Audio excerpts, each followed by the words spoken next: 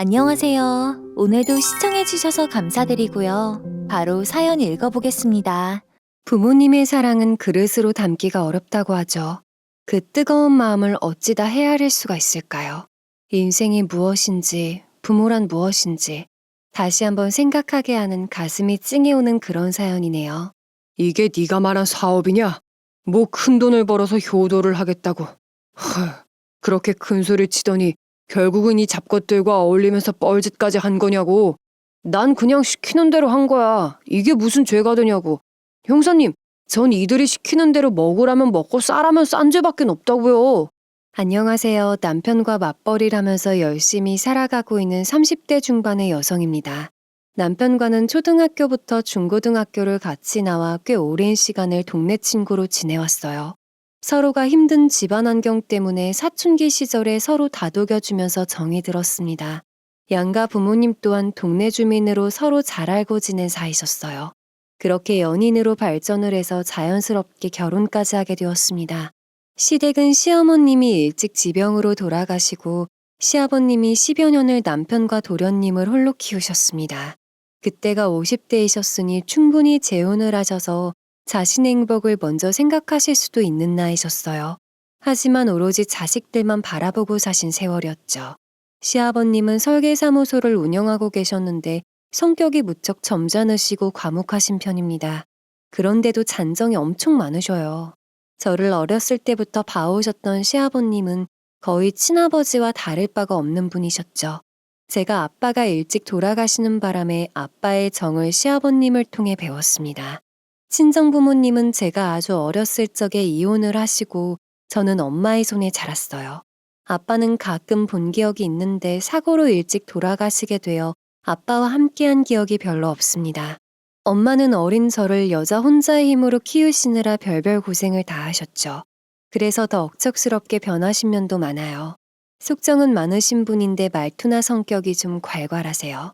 그래도 남편은 엄마의 투박한 말투나 성격을 모두 맞추어주고는 합니다. 마음만은 따뜻한 분임을 알고 있으니까요. 승수야 저녁까지 먹고 가. 너 오늘도 도시락 못 싸가지고 왔다며. 수경이가 얼마나 걱정을 하는지. 내일부터는 아줌마가 도시락 2개씩 싸서 보내마. 남편과 중학교를 함께 다닐 때였는데 이때 시어머니가 몸도 약하시고 심장병을 앓고 계셔서 남편을 챙겨줄 사람이 없었어요.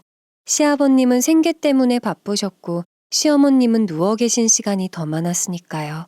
그래서 도시락도 거의 못 가지고 오는 날이 더 많았습니다. 그래서 제가 싸간 도시락에 사발면을 하나 사서 그 국물에 밥을 말아 함께 먹기도 했었죠. 남편이 시험 공부를 한다고 우리 집에 왔을 때 그 이야기를 엄마에게 했었어요. 엄마는 한창 클 나이에 밥이 보약인데 하시며 도시락을 2개씩 싸주셨습니다. 그때 그 도시락이 정말 맛있었어. 지금도 늘 생각이 나. 그때 먹었던 그 도시락 맛이. 그래서 남편은 엄마가 얼마나 정이 많은 분이신지 너무나 잘 알고 있는 거예요. 지금도 남편은 엄마가 만들어준 음식이 세상에서 제일 맛있다고 하는 사람이죠.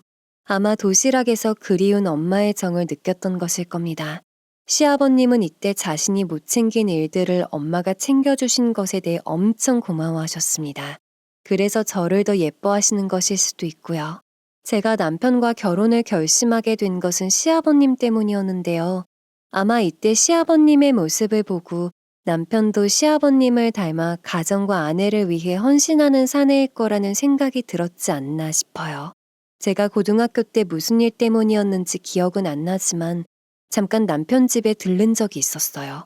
그런데 안방에서 시아버님의 흐느껴 우는 소리가 들려왔었죠. 남편과 저는 눈이 휘둥그레져서 살짝 열려진 문틈으로 방 안을 들여다보았습니다. 그런데 시아버님이 시어머님의 손을 붙잡고 펑펑 우시는 거예요. 전 나이 먹은 남자가 우는 모습은 처음 봤던지라 그 모습이 너무나 생소하고 신기했었죠. 아마 병든 시어머님이 무슨 말씀이신가 하신 듯한데 시아버님은 제발 그러지 말라고 흐느껴 우셨어요. 승수 엄마 나한테 왜 이렇게 독하게 굴어? 당신 이런 사람 아니잖아. 제발 약한 소린 하지 말고 당신 다시 일어날 수 있어. 제발. 저까지 괜히 울적해지려고 하는데 남편이 저를 잡아 끌고 나가자고 하더군요. 남편의 목소리에도 먹먹함이 묻어 있었기에 다른 말은 안 하고 그대로 나온 기억이 나요. 그때 본 시아버님의 모습이 계속 잊혀지지가 않았습니다. 보통 아빠들은 강한 존재인 줄만 알았지 속내를 드러내고 운다는 것 자체를 상상도 못했었거든요. 그 후로 시어머님은 좀 나아지는가 싶으면 다시 악화되고 몇 번을 반복하면서 힘들게 병마와 싸우셨습니다. 시아버님은 자식들과 시어머님의 병원비를 감당하시느라 정말 열심히 일하셨어요. 시아버님의 설계사무소는 실력이 뛰어나다고 소문이 난 곳이라 돈도 제법 많이 버셨다고 합니다.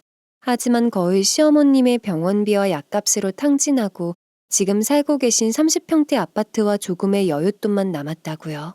다행히 정년이 없는 개인 사업이라 지금도 자식들한테 짐이 되면 안 된다고 열심히 일을 하고 계십니다.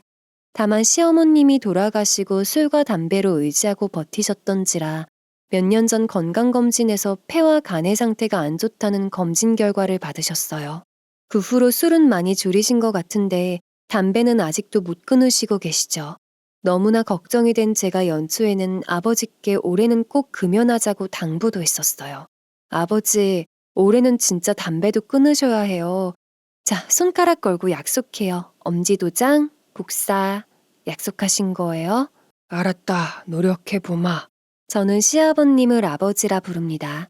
워낙에 알아온 세월이 20여 년이 되어가다 보니 저에게는 늘 아버지 같은 분이셨죠. 남편이 엄마를 장모님이 아닌 엄마라고 부르는 것처럼요.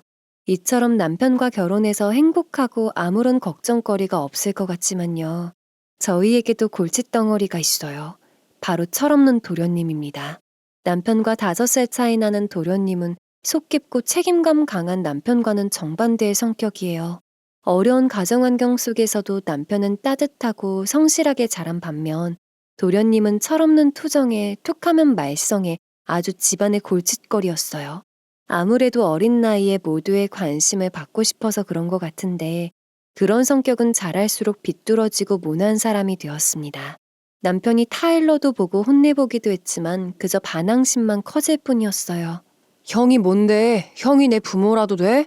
난 부모님이 있어도 고아나 마찬가지야. 아무도 나한테 관심도 두지 않는다고. 그러니까 형도 상관하지 말란 말이야. 시아버님은 도련님이 비뚤게 자란 것에 큰 죄책감을 가지고 계셨습니다. 자신이 시어머님 간병의 병원비에 생계까지 책임지느라 자식들에게 소홀했던 것은 사실이라면서요. 하지만 그것도 어렸을 때나 해당이 되는 이야기죠. 성인이 돼서도 사고를 치고 다니니 영원히 변하지 않을 것만 같았습니다. 엄마까지도 한 뱃속에서 나왔는데 남편은 일이 잘 컸는데 도련님은 왜 저 모양이냐고 하셨어요. 도련님이 고등학생 때부터 술을 먹고 다니고 친구들도 괴롭히고 다니니 엄마도 걱정을 하신 거였죠. 에휴, 잘한다, 잘해. 벌써부터 술이나 먹고 다니고. 아휴, 제 아버지가 얼마나 고생하고 있는데 저리 막 나가는 거냐. 사고뭉치였던 도련님은 시어머님이 돌아가신 후에는 더욱 반항심만 커졌어요. 그때가 고등학교 3학년 때였는데 대학에 진학할 생각은 않고 매일 질이 안 좋은 친구들과 어울려 다녔습니다. 그러더니 고등학교를 졸업하고는 아예 깍두기 세상에 발도 들여놓은 적이 있었죠. 당연히 몸 한쪽에는 용그림도 그려져 있답니다. 워낙 애기였을 때부터 봐왔기에 망정이지 다 커서 도련님으로 만났더라면 무서워서 남편이랑 결혼할 생각은 꿈도 안 꾸었을 겁니다. 도련님이 하도 사고를 치고 다니니 시아버님이 제발 정신 차리라고 도련님한테 무릎까지 꿇고 빌면서 우신 적도 있었답니다. 그리고 나서 깍두기 세상에서는 발을 뺐지만 이미 몸에 들여진 나쁜 습성을 쉽게 바뀌지를 않는 법이죠. 그래서 30이 되도록 멀쩡하게 직장생활 해본 적도 별로 없었어요. 기껏해야 사채업자 밑에서 돈을 받아오는 일을 하거나 중고 트럭을 사서 산재 과일을 싸게 받아 도시에 와서 파는 일도 잠깐 했었어요. 대부분은 배달 일을 해서 먹고 사는 정도였습니다. 그렇게 힘들게 번 돈은 또 쉽게 써버리기 일쑤였습니다. 당최 사람답게 살면서 철이 들려면 100년이 걸려도 힘들 것만 같았죠. 승우야, 제발 사람답게 좀 살자. 돌아가신 엄마가 지금 네 모습을 보면 마음이 편하시겠니? 남편이 돌아가신 시어머님까지 들먹여가며 달래어도 도련님은 쉽게 변하지 않았습니다. 그런 반면에 남편은 아버님의 손재주를 이어받은 것인지 설계 솜씨가 제법이었어요. 그래서 대학도 건축설계학과를 나와 아버님의 설계사무소에서 일을 배웠습니다. 저희는 결혼 약속은 대학 때부터 했는데 둘 다 집안 형편이 어려웠던지라 부모님의 도움을 안 받고 저희 힘으로 신혼집을 마련하기로 했죠. 그래서 30이 넘어서 결혼을 하게 되었습니다. 저 또한 결혼해서도 맞벌이를 하면서 열심히 살아가고 있는 중이었어요. 도련님만 정신 차리고 살면 더 바랄 것이 없을 것만 같았었는데 시련은 생각지도 못한 곳에서 시작되었습니다. 그날은 남편과 퇴근 후 모처럼 주말을 즐기러 맥주 한 잔씩 하고 있었어요. 아버님은 계약건이 있어 지방에 내려갔다가 올라오는 중이라고 하셨습니다. 자기야, 우리 이것만 마시고 통닭 한 마리 사가지고 들어가자. 그럼 아버지 오실 시간이랑 대충 맞을 것 같은데. 아버지가 치맥을 엄청 좋아하시잖아. 그래서 조금만 마시고 치킨을 포장해서 시댁으로 건너가 아버님과 한잔하자고 남편과 이야기 중이었죠. 그런데 남편의 핸드폰이 울려 받아보니 아버님이 교통사고를 당했다는 119 대원의 전화였어요. 아버님은 지방에서 올라오시는 중에 음주운전을 한 차에 치여 사고를 당하셨다고 합니다. 하필 에어백이 안 터져서 척추부터 많이 다치셨는데 상태가 많이 안 좋다고 하는 겁니다. 저희는 너무 놀라서 어떻게 택시를 잡아 타고 병원까지 갔는지 기억이 안 납니다.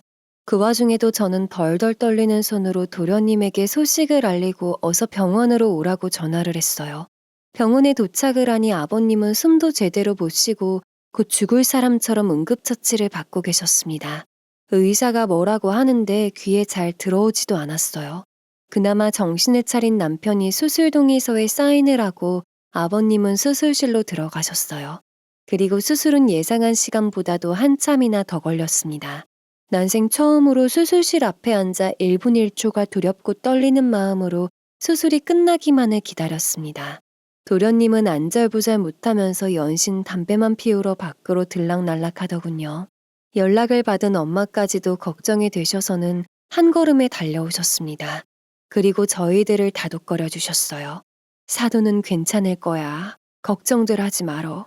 먼저 가신 안사돈이 아마 보살펴 주실 거다. 분명 그리해 주실 거야. 하지만 도련님은 뭐가 그리도 바쁜지 여전히 들락날락 병원에서 잠시도 앉아있질 않았어요. 친구와 수시로 통화를 하는 듯 했습니다. 오죽하면 저희 남편이 언성을 높였네요. 너 지금 전화 통화하는 게 중요하냐? 넌 아버지 걱정은 눈꼽만큼도 안 되냐? 형은 말을 해도 꼭 내가 발 뻗고 잠을 자는 것도 아니고 기껏 친구랑 전화하는 것도 잘못이야? 엄마가 수술실 복도에서 뭐 하는 거냐며 말리고서야 두 사람은 멈추었어요. 그러다 6시간이 지나서야 수술이 끝나고 아버님은 중환자실로 옮겨지셨습니다. 의사 선생님은 아버님의 상태가 너무 안 좋다고 하셨어요. 음주 차량에 의해 사고가 크게 났던 터라 척추를 크게 다치셨답니다. 그래서 거의 허리 신경이 마비가 올 거라고요. 그리고 갈비뼈도 부러지는 바람에 폐를 건드렸다고 해요. 원래도 폐와 간이 안 좋았는데 사고로 건드려 놨다고요. 다행히 수술로 교정을 하고 응급처치는 했지만 상태가 안 좋다고 했습니다. 생사의 고비를 넘기더라도 다시 일어나지는 못하실 거라고 했죠. 하늘이 도우면 휠체어 생활은 가능할 거라는 의사의 말에 하늘이 무너지는 것만 같았습니다. 엄마, 우리 아버지 불쌍해서 어떡해요. 긴 세월 고생만 하셨는데. 너 벌써 포기하면 어쩌겠다는 거야. 어서 일어나. 이럴수록 마음을 단단히 먹어야 한다. 승수도 알아들었지? 엄마는 남편과 저에게 약해지면 안 된다고 하시면서 분명히 이겨내시고 회복하실 거라고 했습니다. 그 말씀에 더 이상 주저앉아 있을 수만은 없었어요. 저희는 중환자실 있는 병동으로 올라가 복도에서 면회 시간을 기다렸어요. 잠시 후 수술 직후라 다행히 가족들 면회를 시켜주더군요. 얼른 눈물 자국을 지우고 조심스럽게 아버님의 곁으로 다가갔습니다. 호흡기를 끼고 몸에 반은 붕대를 감고 있는 모습에 터져나오려는 울음을 꾹 눌러 참아야만 했어요. 언제 이렇게 체구도 작아지신 건지 그동안 안 보였던 주름살이며 하얗게 질린 얼굴이며 며칠 전에 뵈었던 아버님의 건강한 모습은 찾아볼 수가 없었습니다. 마치 이 세상의 사람이 아닌 것만 같았죠. 남편도 같은 생각이었는지 아버님의 손을 부서질까봐 잡아들이지도 못하고 두 손만 까딱거리며 망설이고 있더군요. 그때 엄마가 아버님의 힘없이 축 늘어진 손을 잡으시며 조용히 속삭이셨습니다. 사돈, 벌써 가시는 거 아니죠? 안사돈도 그걸 바라진 않으실 거예요. 조금만 있다가 눈을 뜨세요. 엄마의 말씀에 마치 알아듣기라도 하신 듯 아버님의 손가락이 잠시 움직였던 것은 저의 착각이었을까요? 저희는 계속 아버님 곁에 있고 싶었지만 중환자실에서 긴 면회는 허용되지 않았죠. 다시 복도로 나온 저희는 현실적인 문제를 의논하기 시작했어요. 저는 당연히 아버님 곁에 머물면서 상황도 지켜보고 간병도 제가 하겠다고 했어요. 남편은 설계 사무실을 비울 수가 없어 미안하다고 했습니다. 아버님이 진행하시던 일들도 있을 텐데 자기까지 지금 사무실을 비울 수가 없잖아. 자기가 더 열심히 해야지. 아버님은 내가 지켜, 걱정하지 마. 저의 결정에 엄마도 마침 식당 일을 접고 쉬고 있었던 터라 틈틈이 와서 교대를 해주겠다고 하셨어요. 남편은 그저 고맙다는 말로 마음을 대신했습니다. 워낙 평소에 절 아껴주신 아버님이셨기에 고생스러운 마음보다는 당연한 일로 받아들이고 아버님이 다시 일어나시기를 바라는 마음뿐이었어요. 그런데 생각 없는 도련님은 이 와중에도 아버님의 보상금과 보험 이야기를 꺼내더군요. 그놈 음주운전이라며 이참에 아빠 보상금이나 왕창 뜯어내야 해. 아빠 보험은 들어져 있는 거야? 형은 아버지 보험증권 어디에다 보관하고 있는지 알아? 보상금과 보험금이라도 잔뜩 받아놔야 아빠 병원비 등 뭐든 걱정 안 할 거 아냐. 너는 지금 그걸 말이라고 하는 거냐? 아버지 지금 눈도 못 뜨고 계시다고. 생각하는 게 고작 이거밖에 안 돼? 너는 아버지 목숨보다 돈 문제가 더 중요하냐? 걱정 마. 너한테 아버지 치료비 달란 소리는 안 할 테니까. 그 모습에 엄마와 저는 그저 한숨만 나왔습니다. 물론 보상금도 보험금도 중요하죠. 돈이 있어야 아버님 살릴 수가 있을 테니까요.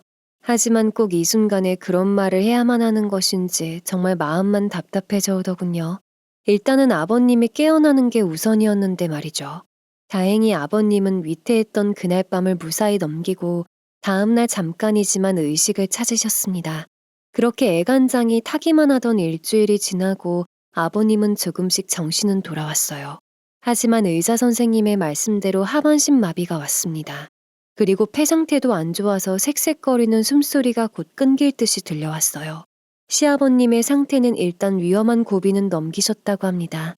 그리고 폐의 상태가 좀 회복이 된 후에는 일반 병실로 옮기셨어요. 의사 선생님은 아버님의 폐 상태가 만성 폐쇄성 폐질환인 폐기종이라는 병을 앓고 계시다고 하셨습니다. 예상대로 흡연이 원인이었어요.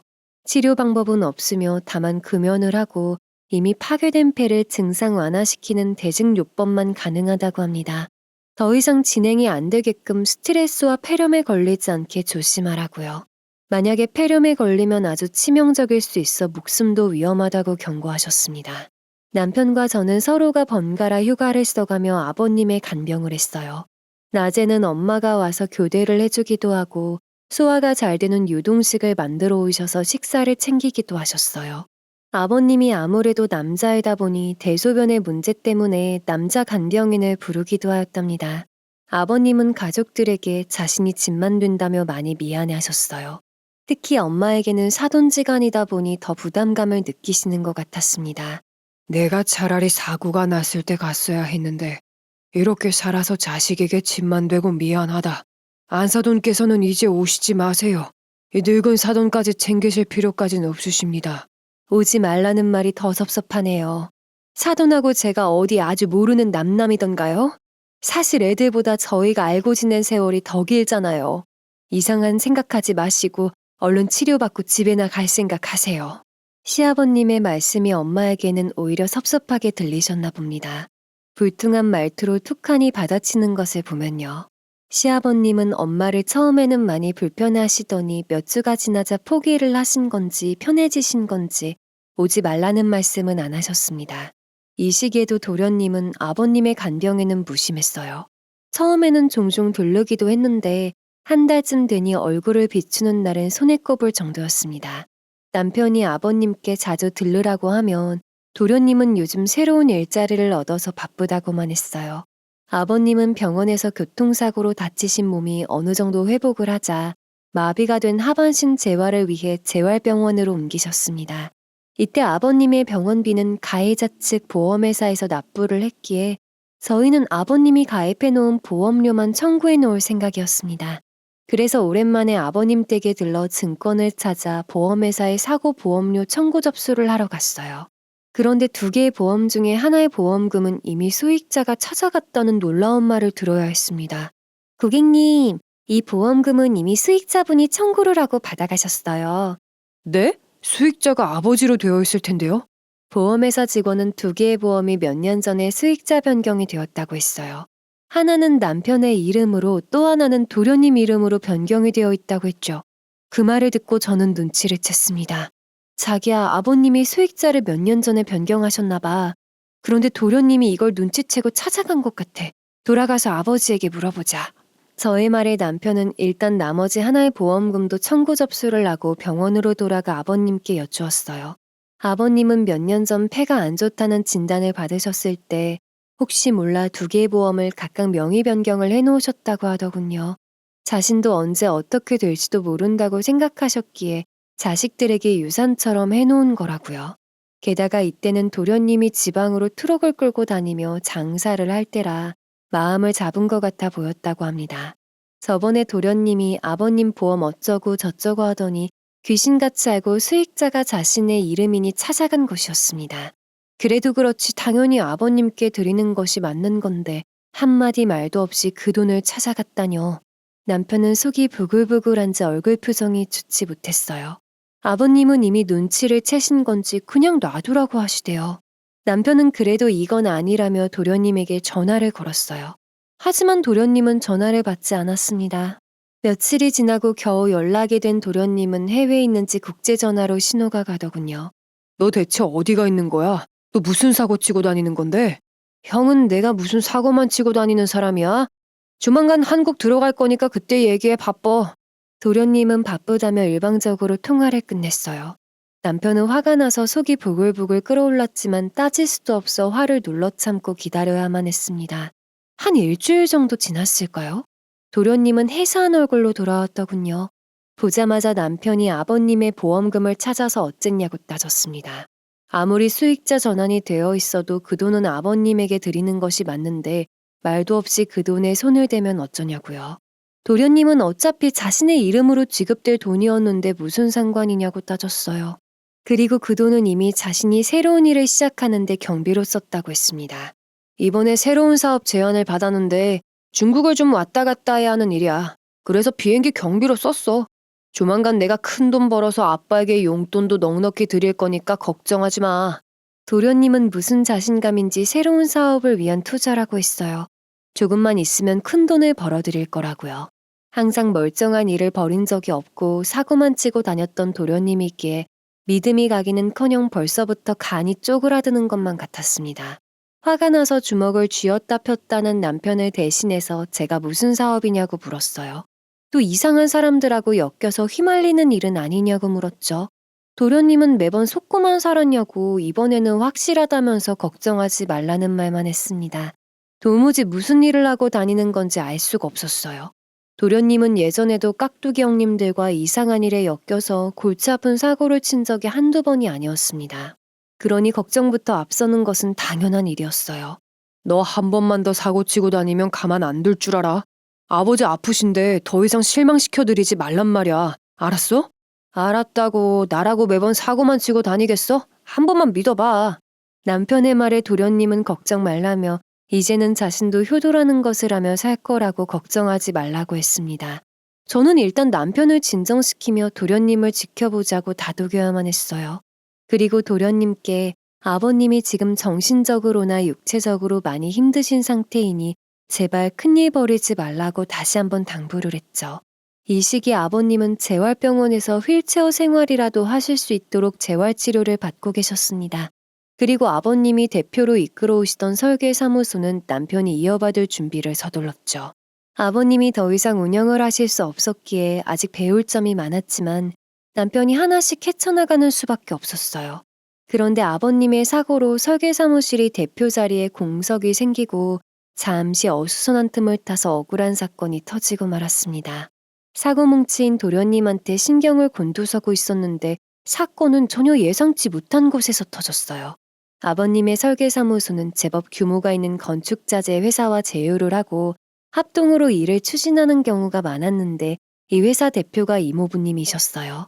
어머님이 편찮으셨을 때 어머님의 여동생인 이모님의 형편이 많이 안 좋았다고 해요. 어머님이 걱정을 하자 아버님은 이모부님이 재기할 수 있게 건축자재 회사를 해보라고 소개했답니다. 당연히 아버님이 설계를 맡은 이래는 이모부님의 자재가 사용이 되어 왔어요. 그렇게 10여 년이 넘게 사업을 해오면서 이모부님의 회사는 제법 규모가 커져 돈을 많이 벌었다고 합니다. 형부, 고마워요. 정말 고마워요. 이 은혜는 절대로 잊지 않을게요. 이게 다 형님 덕분입니다. 언젠가는 꼭 갚으면서 살겠습니다. 그들은 당연히 처음에는 아버님 덕분이라며 감사 표시도 하기도 하고 찾아오셨다고요.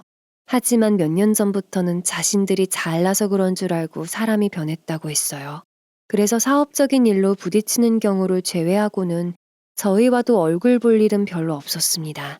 그런데 최근에 설계를 맡은 오피스텔 공사장에서 건물벽이 붕괴되는 사고가 발생해 공사 중인 기술자들의 인명피해 사고가 일어난 겁니다. 그런데 오피스텔 공사를 진행하고 있는 시공사 측에서 설계 문제가 있다고 법적 책임을 묻겠다고 한 거예요. 소식을 접한 남편과 아버님은 너무나 놀랄 수밖에 없었습니다.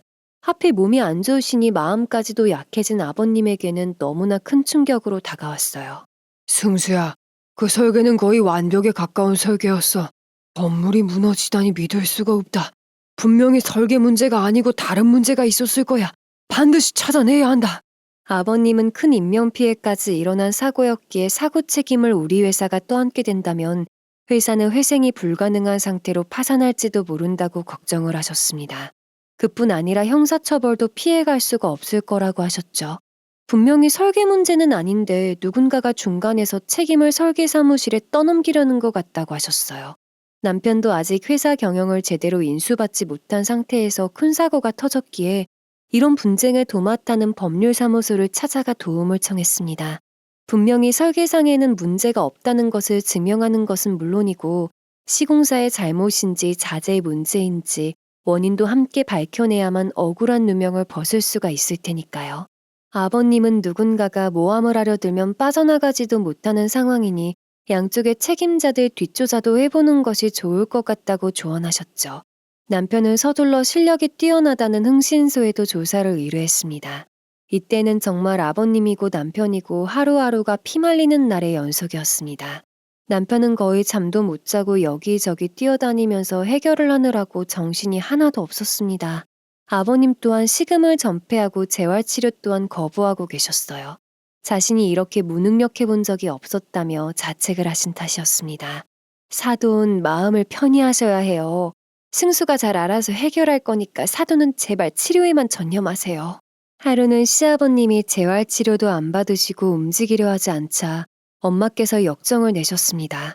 아버님이 치료는 받아서 무엇하냐고 효과도 없는데 안 받겠다고 거부하시는 것을 보신 거였죠. 엄마가 달래어도 시아버님은 도통 의욕이 없으셨습니다. 그래서 몇 날 며칠을 저와 엄마가 아버님을 달래고 설득하느라고 진땀을 빼야 했답니다. 아버지 정말 이러시기에요?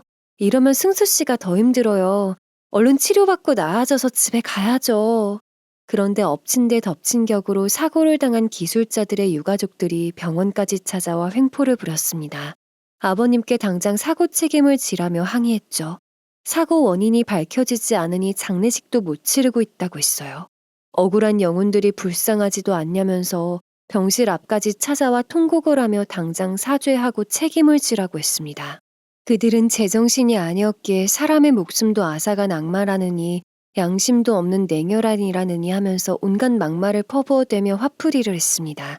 그들의 계속된 통곡 소리에 아버님이 너무나 비통해하고 괴로워하자 엄마가 뛰쳐나가 그들에게 돌아가라고 소리쳤어요. 사고당하신 분들에게는 저희도 정말 애통한 마음이에요. 그런데 그 원인이 설계 문제라고 밝혀진 것도 아닌데 왜 여기까지 와서 이러시는 겁니까? 지금 원인을 찾고 있으니 조만간 어디서 잘못된 건지는 차차 밝혀질 일이니까 제발 좀 돌아들 가세요. 당신이 설계사무실 대표예요? 대표 나오라고 하세요. 어떻게 된 인간인지 어디 뻔뻔한 면상 좀 봅시다. 당장 나와요, 나오라고. 엄마의 만료에도 그들은 오히려 더 흥분해서 소란을 피웠습니다. 당연히 병원에서는 다른 환자들의 안전과 치료에 방해가 되었기에 보안팀에서 급히 그들을 막아섰어요. 계속 소란을 피우면 경찰까지 부른다고 하자 그들은 이판사판이라며 병실안을 밀고 들어오려고 악을 썼습니다. 결국 경찰까지 부르고 나서야 그들을 밀어낼 수가 있었어요. 소식을 들은 남편은 급히 경호업체에 연락해서 경호원까지 불러 병실 앞을 지키겠습니다. 하지만 사건 해결이 날 때까지 곱게 물러설 그들이 아니었죠. 다음 날 그들은 빨간 잉크로 험한 말들을 쓴 피켓을 들고 병원 앞에서 항의하기 시작했어요. 그 광경을 본 아버님은 또 한 번 무너질 것만 같은 표정을 지으셨습니다. 사건이 터진 후 거의 식사를 못 하시고 계신 데다가 치료도 거부하고 계셔서 건강은 더욱 악화가 되었습니다. 한동안 가라앉았던 기침을 다시 하시기 시작한 겁니다. 병실에 남편이 있을 틈이 없으니 도련님이라도 와 있으면 좀 든든할 것 같아 연락했는데 하필이면 또 중국에 나가 있었어요. 무슨 사업을 하길래 툭하면 중국에 수도 없이 드나들고 있는지 당최가 알 수가 없었습니다. 그렇게 피말리는 한 달 정도가 지났을 무렵 흥신소에서 어렵게 찾아낸 증거들로 사건의 전말이 밝혀지기 시작했어요. 원인은 바로 자제의 문제였습니다. 이모부가 우리에게 어떻게 이럴 수가 있어요. 아버지 덕분에 회사도 그만큼 커지고 부자 소리 들으면서 사는 게 누구 덕인데요. 참 무섭네요. 무서운 사람들이에요. 밝혀진 바에 의하면 이모부 회사에서 공급하는 자재가 문제였다고 해요. 설계도면과 인테리어 설계에 나와 있는 모델의 자재를 쓰지 않고 규격 미달인 자재를 썼다고 합니다. 그것도 모자라서 현장 소장한테 뇌물까지 먹이고 사건을 은닉하려고 설계 문제라고 뒤집어 씌운 거였어요. 남편은 어머님의 핏줄인 친척이 이런 식으로 배신을 하고 뒤통수를 치자 큰 충격을 받았습니다. 아버님 또한 그 소리를 듣고 헛웃음을 지으셨죠. 허허, 내가 인생을 헛살았나 보다. 나름대로 열심히 살아왔고 남에게 베풀면서 살아왔다고 생각했는데 나만의 착각이었어. 내가 헛살았던 게야. 그 일로 아버님은 심리적으로 충격이 크셨는지 한동안 먹는 것도 거부하고 침묵 속에서 몇 날 며칠을 보내셨어요. 그러니 한 번 시작된 기침이 더욱 심해졌습니다. 급히 폐렴 증상으로 번질까봐 치료에 들어갔어요.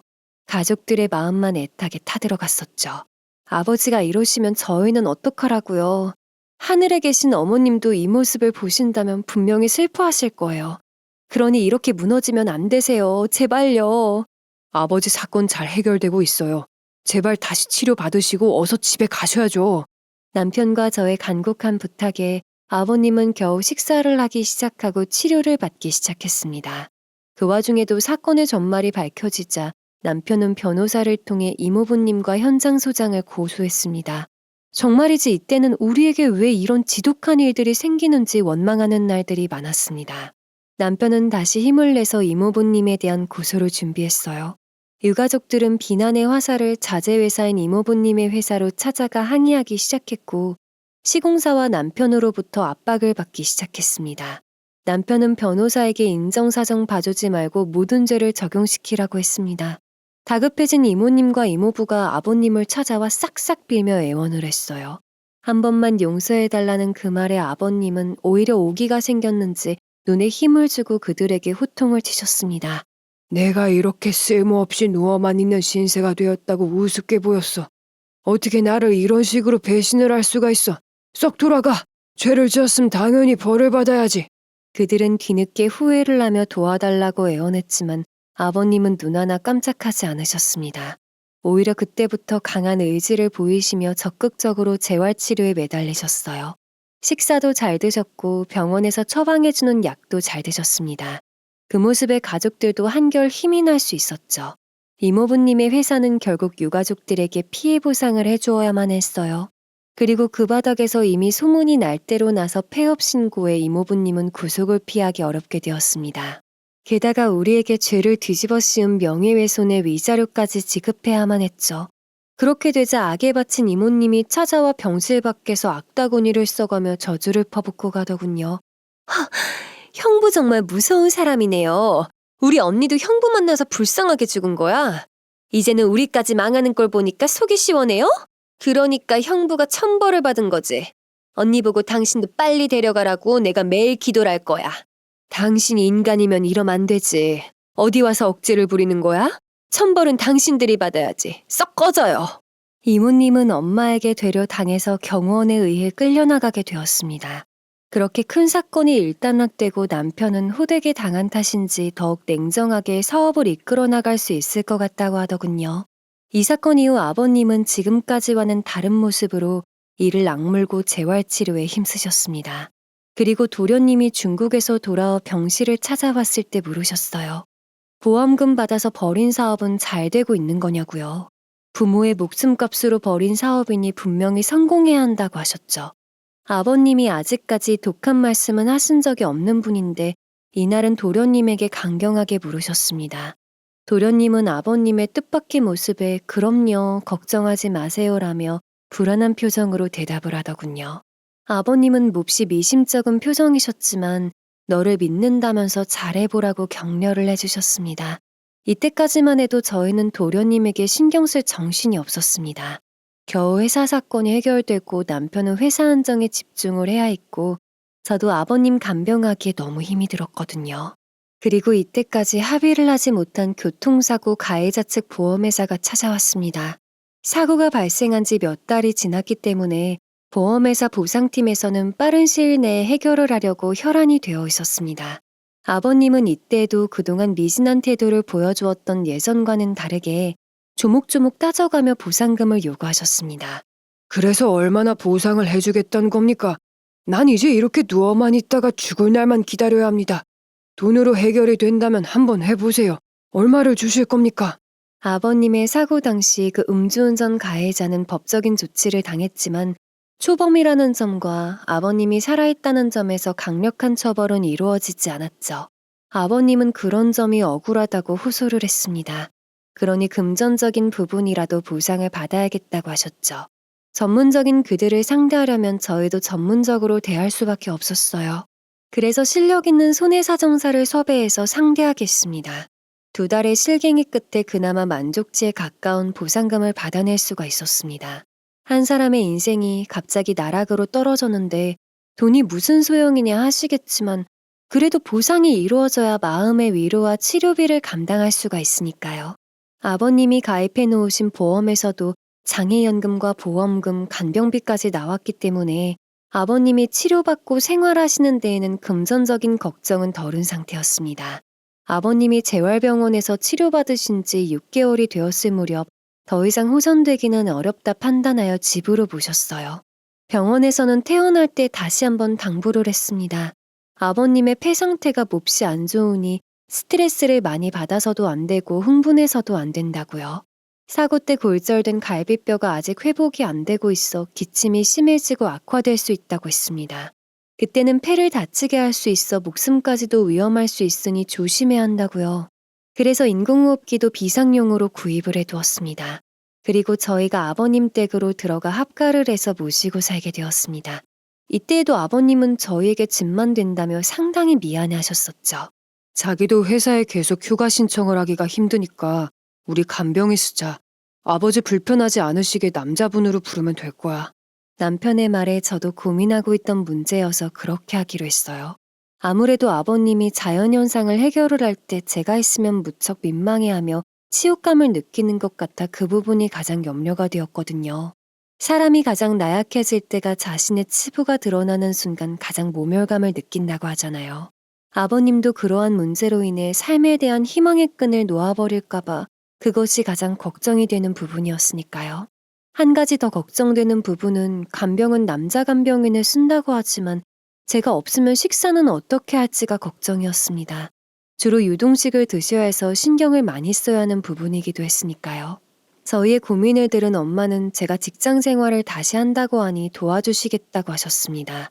오랜 기간 식당을 운영해 오신 엄마는 밑반찬과 유동식을 만드는 일은 일도 아니라고 하셨죠. 저희 엄마가 해주시면 감사하죠. 그런데 엄마가 힘들지 않겠어요? 걱정 마. 내가 식당 일만 몇 년을 했는데 이까짓 거는 일도 아니다. 그러니 너는 걱정하지 말고 회사나 열심히 다녀. 남편은 그저 감사하다는 인사를 몇 번이나 했어요. 그렇게 아버님은 집에서 간병인의 도움과 엄마의 도움으로 생활하시게 되었습니다. 덕분에 남편은 회사 경영에 집중할 수가 있었고 저도 다시 회사에 복귀해서 걱정 안 하고 일을 할 수가 있었어요. 엄마가 만들어주신 밑반찬과 유동식으로 시아버님의 아침을 챙겨드리고 나오면 점심은 간병인께서 챙겨주시면 되었으니까요. 이때에도 도련님은 아버님이 퇴원을 하는지 치료는 어떻게 되어가고 있는 건지 신경을 안 썼습니다. 오히려 아버님이 도련님이 밥은 먹고 다니는 건지 걱정을 하시는 모습에 그저 한숨만 나왔었네요. 남편이 도련님에게 아버님이 걱정을 많이 하고 있으니 집에 자주 들르라고 잔소리를 했습니다. 그러던 어느 날 찾아와서는 아버님이 합의금을 달라고 조르기 시작해서 또 한 번 집안을 소란스럽게 했어요. 그날은 엄마도 반찬을 만들어서 오시는 날이라 집에 계셨습니다. 아빠 합의금 받으신 거 저 원룸 이사하는데 보태주시면 안 돼요? 지금 집은 너무 좁아서 여자친구가 놀러오면 불편하다고 투덜거린단 말이에요. 제가 돈 많이 벌어서 아빠 노후 자금은 제가 책임질게요. 승호야, 너 저번에 보험금도 가져갈 때는 사업자금이라고 했다. 그리고 돈 벌어서 효도하겠다고 했지. 그런데 사업은 잘 되어가고 있는 거냐? 아버님이 사업은 잘 되어가고 있는 거냐, 대체 뭐 하는 사업이냐, 꼬치꼬치 물어보시니 도련님은 대충 얼버무리면서 자신이 잘 알아서 하고 있으니 걱정하지 말라며 큰 소리를 치더군요. 아버님이 한숨을 눌러 참고 도련님을 다독였습니다. 아버지가 바라는 것은 제발 사고만 치지 말고 참한 여자 만나서 알콩달콩 잘 사는 모습을 보는 거라고요. 그 말에 도련님은 더욱 조르기 시작했어요. 그러니 원룸비를 보태달라고요. 요즘 여자들은 능력 있는 남자를 좋아하는데 손바닥만한 원룸에서 살고 있으면 어떤 여자가 결혼을 하겠냐고요. 철없는 도련님과 칼같이 거절을 못하는 아버님의 대화를 듣다 못한 엄마가 한 소리 하셨습니다. 여자는 아무나 집에 들이면 안 되는 거다. 진짜 책임지고 싶은 여자만 집에 들여야 한다고요. 원하는 돈은 안 주고 잔소리만 하는 아버님과 엄마 때문에 도련님은 심통이 났는지 자신이 다 알아서 할 테니 그만들 하라고 짜증을 냈어요. 두 분 다 그만하세요. 제가 다 알아서 한다고요. 그래서 돈은 주실 거예요, 말 거예요? 도련님이 화를 내자 아버님은 더 이상의 지원은 없다고 딱 잘라 거절을 하셨습니다. 그리고 자꾸 돈 달라고 때를 쓸 거면 집에 오지도 말라고 하셨어요. 그 말에 다혈질인 도련님은 자신도 다시는 찾지 않을 거라고 큰 소리를 치면서 가버렸다고 합니다. 도련님이 그렇게 가버리고 나자 아버님은 다 자신이 잘못한 거라며 신세한탄을 하셨다고 해요. 저녁에 퇴근하고 오자 엄마는 낮에 도련님이 왔다 간 이야기를 하시며 철들기는 그런 것 같다며 걱정이라고 하셨죠. 아버님이 도련님을 너무 받아주기만 하니 사고만 치고 다니는 거라고 하셨죠. 남편은 도련님이 낮에 와서 또 돈 이야기를 하고 갔다고 하니 화가 머리끝까지 났습니다. 바로 전화를 걸어서 제정신이냐고 혼쭐을 냈어요. 그랬더니 오히려 그만하라며 소리를 치더군요. 아, 진짜 다들 왜 그래? 나만 보면 잔소리만 하고 그만들 좀 하라고. 아니면 형네 집 처분한 돈이 있을 거 아니야? 형이 돈 좀 보태주던가. 아니면 잔소리 좀 하지 마. 정말이지 도련님은 아버님이 병환 중에 있어도 깨닫기는커녕 왜 그렇게 생각이 없는 건지 모르겠습니다. 언제나 철이 들런지 아마 아버님이 돌아가셔도 절대로 자신이 뭘 잘못하고 사는 건지 깨닫지 못할 것 같았죠. 도련님의 일로 한바탕 바람이 휩쓸고 지나가고 겉으로 보기에는 별일 없는 날들이 이어졌습니다. 그리고 몹시 추운 겨울이 왔어요. 한파주의보가 발령되고 세찬 바람에 얼굴이 얼쩡되었습니다. 밖에 출입을 안 해도 침대에서 움직이지 못하는 아버님은 급격히 체력이 약해지셨어요. 폐렴 예방주사를 맞으셨어도 잦은 기침을 달고 사셨습니다. 혹여나 폐렴으로 번질까봐 매일매일이 노심초사였죠. 그리고 겨울이 되니 계절 따라 마음의 병도 깊어지는지 아버님은 한숨 짓는 일이 많아지셨습니다. 삶의 의욕도 떨어지셔서 식사도 잘 안 드시려 했고 약도 잘 안 드시려고 하셨어요. 그리고 시어머님이 남기신 일기장을 유독 읽고 또 읽는 날이 많아지셨습니다. 그 일기장을 보면서 눈가에 촉촉하게 이슬이 맺히는 날도 많아지셨죠. 어느 날은 저를 부르더니 그 빛바랜 일기장을 보여주시면서 말씀하셨습니다. 수경아, 너도 승호 엄마 기억은 나지? 승수는 그래도 지 엄마 젖이라도 먹고 국민학교 입학식 때도 따라갔었다. 그런데 어린 승호는 지 엄마 젖도 못 먹고 지 엄마 손길을 못 받고 컸어.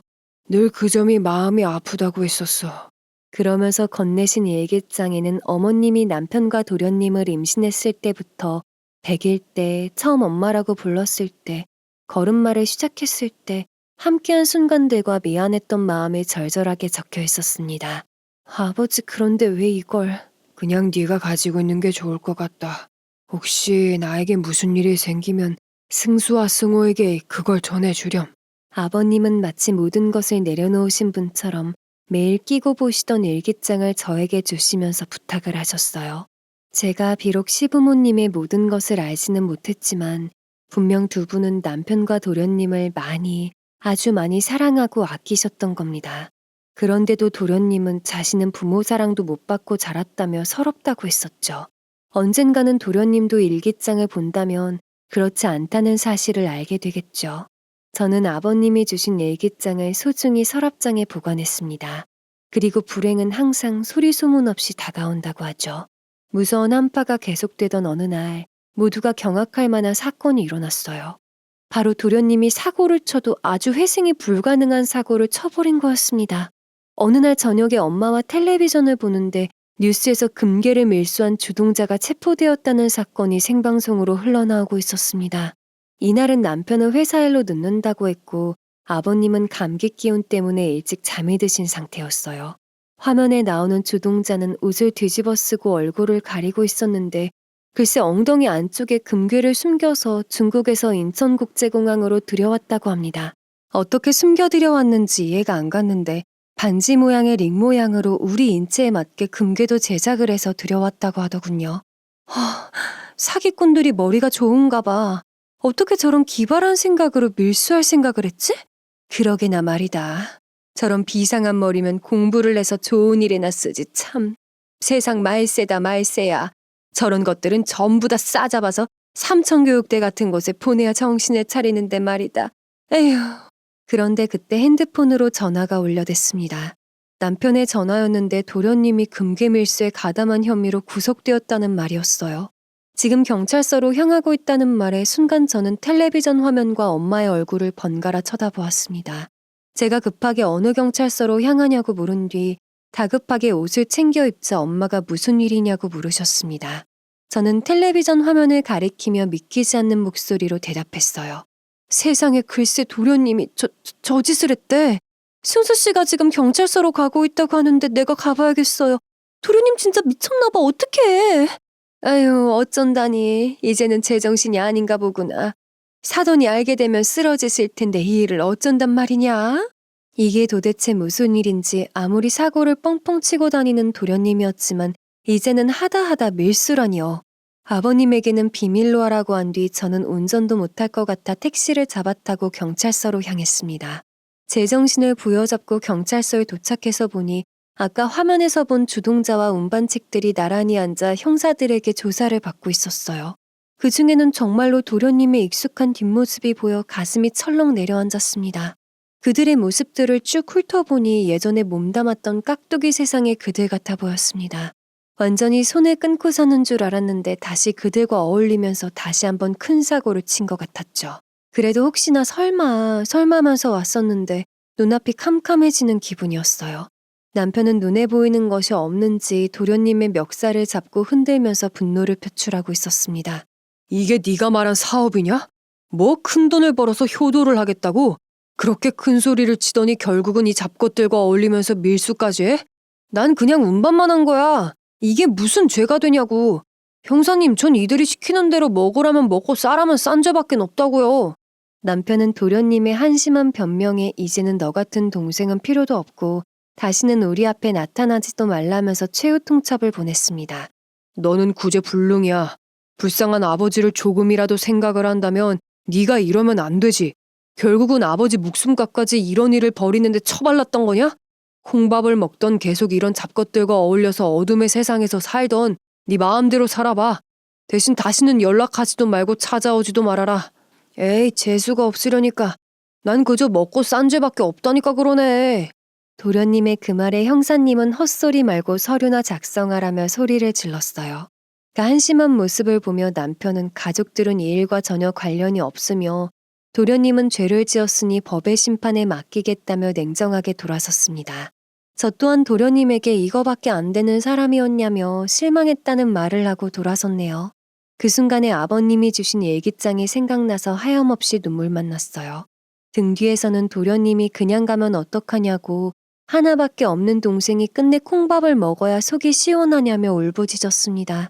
저는 머리를 쥐어뜯으며 화를 삭히지 못하는 남편의 손을 잡고 경찰서를 나왔어요. 남편은 이 일을 어쩌면 좋냐며 아버지가 이 사실을 알게 된다면 아마 쓰러지실 거라고 걱정을 했습니다. 그렇잖아도 요즘 부쩍 기침에 몸이 약해지셔서 걱정이 앞섰습니다. 그런데 아버님은 이미 알고 계셨나 봅니다. 엄마에게 전화가 와서 받아보니 아버님이셨어요. 수경아, 승수랑 함께 있는 거냐? 승호는 정말 그 녀석이 밀수를 했어. 아버지, 아버님이 다 알고 전화를 하셔서 물으시는데 그만 울음부터 터져 나왔어요. 아마 아까 잠드신 줄 알았었는데 엄마와 저의 대화를 들으시고 엄마에게 닥달을 하셨겠죠. 내가 기어이 이런 꼴까지 보려고 이렇게 질긴 목숨 부지하고 살아있었나 보다. 내가 죽어서 승호 엄마를 무슨 면목으로 볼지. 아버님은 가슴이 답답하신지 툭툭 두들겨대며 아이고 승호 엄마 미안하네 하면서 통곡을 하셨습니다. 옆에서는 엄마가 제발 진정하라고 다독이시는 목소리가 들려왔어요. 그때 엄마가 사돈 정신 차리세요. 수경아 얼른 와라 얼른 와 하는 다급한 소리가 들려왔습니다. 저는 남편에게 아버님이 쓰러지신 것 같다며 얼른 집으로 가자며 서둘렀어요. 남편과 집으로 향하는데 엄마가 급하게 응급실로 가고 있으니 병원으로 오라는 말씀을 하셨습니다. 남편과 저는 무슨 정신으로 병원으로 향했는지 모릅니다. 제발 아버님이 무사하시기만 간절히 바란 것밖에는요. 그리고 몇 달 전에 사고 소식을 듣고 응급실로 향했던 그때의 기억이 주마등처럼 스쳐가면서 공포심으로 숨이 막힐 것만 같았습니다. 제발 아니겠지, 아닐 거야 하면서 도착을 했던 것 같아요. 급하게 응급실로 들어서자 아버님의 입에는 호흡기가 끼워져 있었고 응급조치가 이루어지고 있었어요. 옆에서는 엄마가 발만 동동 구르고 계셨습니다. 그러다가 도착한 저희를 보고는 끝내는 저를 부둥켜 안고 울음을 터뜨리셨어요. 절대로 아니라고 했는데 다 들었다면서 이 일을 어쩌면 좋니? 가슴을 부여잡고 숨을 못 쉬었어. 아이고 사돈 잘못되면 안 되는데. 아버지, 제발 아버지마저 가시면 저는 어떡해요? 왜 하나밖에 없는 아버지마저 데려가려고 하냐고요? 제가 가까스로 정신을 차리고 의료진에게 아버님의 상태를 묻자 CT 촬영 결과 폐 손상이 심각하다고 했어요. 갈비뼈 골절로 인해 폐가 계속 찌그러진 상태에서 하반신 마비로 계속 누워만 있다 보니 폐 기능이 급격하게 떨어진 것 같다고요. 그리고 잦은 기침에 출혈과 종창까지 발견되었다고 하더군요. 아버님의 지금 몸 상태로는 수술도 어려운 상태라면서 아마 며칠 견디기 힘든 시간이 될 거라고 했습니다. 그리고 아버님은 급하게 중환자실로 옮겨졌습니다. 몇 달 전 사고를 당하셨을 때 똑같은 상황이 벌어지고 있음에 저희는 절망해야 했어요. 다시는 겪고 싶지 않은 고통과 두려움. 남편은 어머님에 이어 아버님까지 보내드려야 하는 마음의 준비를 해야만 했죠. 중환자실의 복도에서 하염없이 아버님이 불러주길 기도했건만 하얀 눈으로 뒤덮이던 새벽. 아버님은 기어이 어머님이 계신 곳으로 가셨습니다. 아이고 불쌍한 우리 사돈 부디 좋은 곳으로 가셔야 할 텐데. 아버지 감사했어요. 부디 어머님 만나셔서 그곳에선 고통 없이 행복하셔요. 더욱 우리 부부를 슬프게 했던 건 엄마가 시아버지의 손을 꼭 잡고 흐느끼셨던 모습인데요. 갸냘픈 등은 하염없이 진동하고 있었고 그 모습만으로도 엄마의 비통함이 크게 전해져 왔습니다. 어느새 엄마도 많이 늙으셨구나. 30에서 40년을 얼굴 보고 살아온 시아버지의 죽음은 또 다른 의미의 종착점이었을 겁니다. 그런 엄마에게 남편은 조용히 다가가 포근히 얼굴을 감싸주었고 엄마의 손은 이었고 남편의 손을 꾹 잡고 있었습니다. 도련님은 바로 구속되었지만 실형은 확정되지 않은 상태라 검찰의 허가를 신청받아 장례식에 참석할 수가 있었습니다. 도련님은 믿어지지 않는다는 얼굴로 장례식 내내 멍하니 있었어요. 아버님을 조용한 곳에 모신 후 남편과 도련님에게 아버님이 먼저 번에 맡기셨던 빛바랜 어머님의 일기장을 보여주었습니다. 이건 아주 오래된 어머님의 유품이래요. 이걸 보면 부모님이 얼마나 도련님을 아끼고 사랑했는지 알게 될 거예요. 도련님은 떨리는 손으로 빛바랜 일기장을 어루만지며 한 장 또 한 장 추억을 더듬으며 넘겼습니다. 후의 눈물이 강물처럼 흘러내릴 때 마지막 장에 끼어있던 흑백의 사진 한 장. 그것은 아직까지 보지 못했던 남편이 초등학교 입학식 날 온 가족이 함께 찍었던 가족 사진이었죠. 그 속에서 어머님은 도련님을 안고 따뜻한 눈길로 바라보고 계셨습니다. 어찌나 눈빛이 따뜻한지 많은 세월이 흘렀음에도 눈이 부실 정도였어요. 도련님은 일기장을 끌어안고 괴로워하며 후회를 했어요. 만약에 어머님의 일기장을 좀 더 빨리 봤더라면 도련님의 인생이 달라졌을까요? 우리가 감히 부모님의 사랑을 어찌 짐작할 수 있을까요? 사랑하는 어린 자식들을 남겨두고 먼저 떠나야만 했던 어머님. 그 어머님만 그리워하다 고통스럽게 한스러운 세월을 살다 가신 아버님. 아마 두 분은 이곳에서 함께하지 못한 그리움을 먼 곳에서는 함께하고 계시겠죠. 그곳에서는 고통도 없이 두 분이 제발 평안하시길요. 한참을 울면서 후회를 하던 도련님은 해묵은 감정을 털어버린 듯 표정만은 다소 밝아 보였습니다. 그리고 죗값을 치르고 돌아오겠다고 했죠. 저희는 이제 한 분밖에 안 남은 친정엄마를 모시고 함께 살고 있습니다. 어린 시절 시어머님의 사랑 대신 품어주셨고 아버님까지 지극정성으로 돌봐주셨던 고마움에 남편은 매일 감사함을 표현하고 살아가고 있어요. 그 시간이 얼마 남지 않았음을 알고 있으니까요. 제가 느꼈던 감정을 남편 또한 느꼈기에 엄마와의 추억은 매 순간 소중했습니다. 엄마 옛날에 그 도시락 한 번만 싸주시면 안 돼요? 그래요. 우리 도시락 싸가지고 소풍이라도 가요. 제법 아침 저녁으로 쌀쌀한 바람이 느껴지는 가을의 문턱이네요. 여러분도 부모님이 떠나신 후에 후회하지 않도록 많은 표현을 하고 살아가시길 바랄게요. 선한 추억은 우리도 모르게 가슴 한켠을 웃으며 아리게 하지만 늦은 후에는 그 추억이 조각처럼 흐트러지니까요. 시작은 우리 뜻대로 안 되지만 인생의 종착점은 포근한 미소로 채울 수 있을 겁니다. 저의 사연 들어주셔서 감사드리고 여러분의 가정에는 행복과 평안만이 깃드시길 기원드립니다. 구독과 좋아요 알림 설정 부탁드립니다.